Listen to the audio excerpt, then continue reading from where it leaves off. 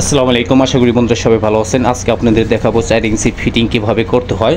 দুনো মাথায় আমরা আঠা দিলাম, টির মাঝে পাইপের মাঝে আঠা দিলাম, তারপর আমরা টিটা সিটিং করব। আর এই ফিটিংটা কিভাবে সিটিং করি সেটা ভালোভাবে দেখুন।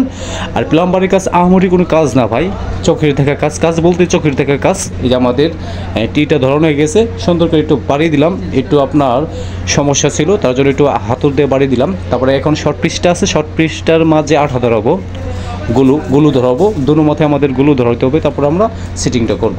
আর কিভাবে সিটিংটা করি ভালোভাবে দেখুন আর ভালোভাবে শিখুন। আর ভিডিওটি যদি বন্ধুরা ভালো লাগে অবশ্যই লাইক, শেয়ার, কমেন্ট করবেন। পাশে আসা বেল আইকনটি বাজিয়ে দিবেন। এই যে দেখুন সুন্দরভাবে আমরা শর্ট পিসটা আমাদের ধরানো হয়ে গেছে। এখন আমাদের এই লং টপের মাঝে আর এলো শর্ট পিসের মাঝে সুন্দরভাবে আপনার গুলো দিতে হবে। গুলো দেওয়ার পরে আমাদের সুন্দরভাবে সেটিং করতে হবে। আপনার 1 সেন্টি 2 সেন্টি যদি প্রবলেম যদি হয়, ধরাতে কষ্ট হবে। আর দেখুন আপনারা অ্যাকুরেট রাখবেন, ভালোভাবে ফিটিংটা হবে।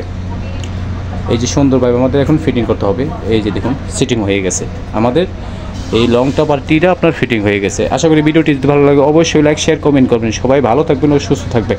আল্লাহ হাফেজ।